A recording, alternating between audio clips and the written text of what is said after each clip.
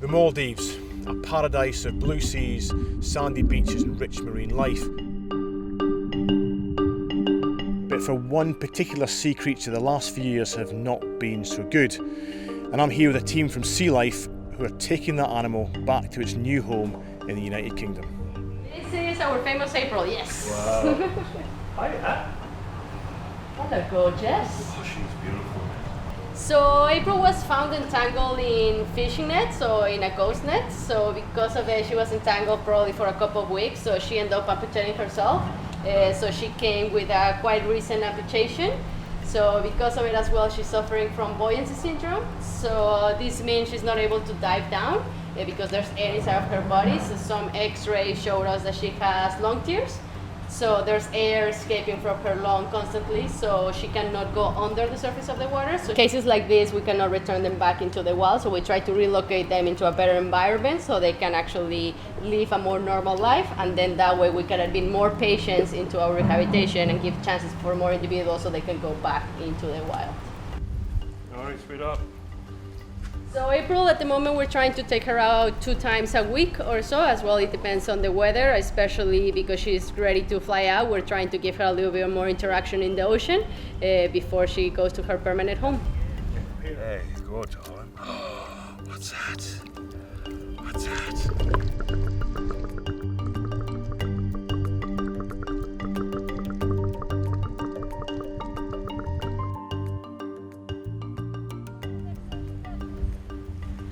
Well, we're up early this morning to carry out what is the real aspiration of the work that happens at the Turtle Rehabilitation Centre, and that's to nurse turtles back to full health and then release them back into the ocean where they belong. And in this case, it's 2 little turtles that have been at the centre for a year now. They came in with 43 of their other brothers and sisters and were found lost amongst the rubble of a construction site. The rest have all been released already. These 2 are not quite as healthy, so they've been here for a year to get nursed back to full health. And now today, they're going back to the sea. When they were going down the sand, they were really slow and it really took their time. And then once in the water, they were just like little jet skis, just straight out. Of course, April is in a different circumstance. Her injuries are so bad that she will never be able to survive on her own in the ocean, and that's why she's being rehomed.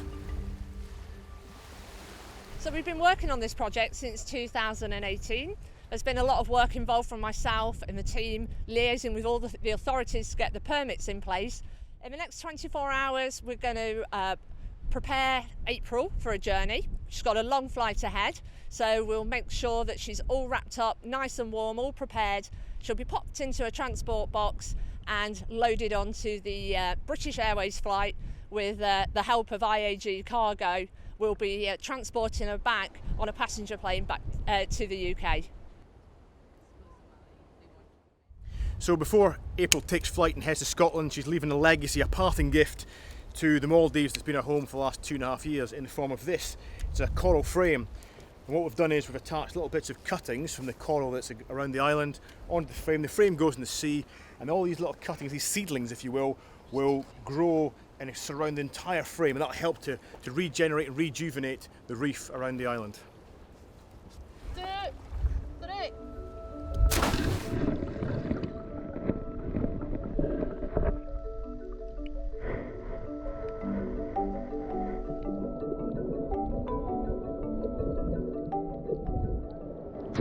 Being rehomed to the Sea Life Centre is great for April. It's going to give her the best quality of life that she can have for the remainder of her life.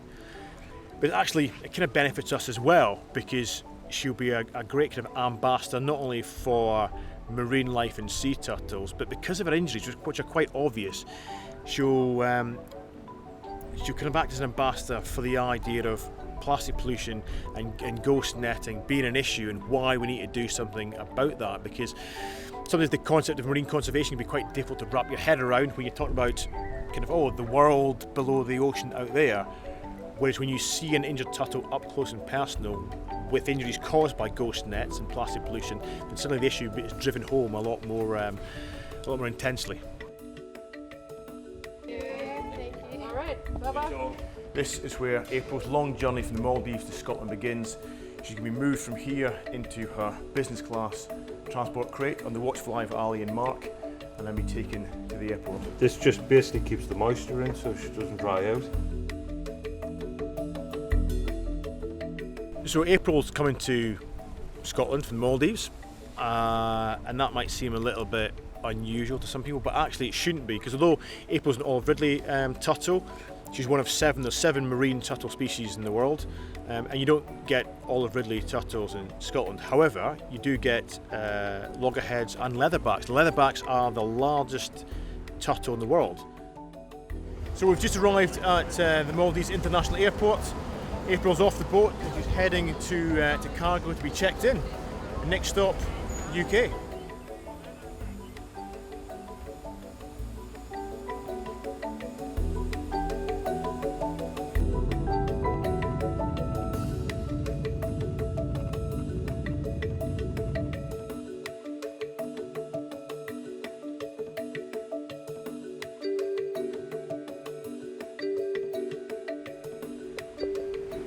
Well, the sun still isn't even up yet here in Scotland, but after a journey of over 5,000 miles by sea, by air and by land, April has finally arrived in a new home here at Sea Life Loch Lomond. Through customs straight away, all the guys were absolutely great, from the transport to the guys at the airport. Not a problem at all. Temperature were good, health check, she looks really, really good, she's in good condition. So yeah, super happy. So she's up in quarantine at the moment. We'll do some health checks, she'll have some bloods done, she'll get an ID chip so we'll know exactly where she's from, she'll have a history of when she came into the UK. Then once she's all happy with that, we'll do some little introductions to the tank so it's not a huge stimulus of too much, so we'll slowly get her used to the tank, get in, get her out. And then once she's in here, it'll be really good for her because most of the fish in here is stuff that she would have encountered when she was actually in the wild. So yeah, it'll be a bit like home from home type of thing.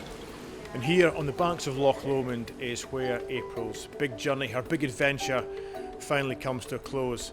And she'll spend the remainder of her days here under the watchful eye of Mark and the carers at the Sea Life Centre in Loch Lomond, and we wish her all the best.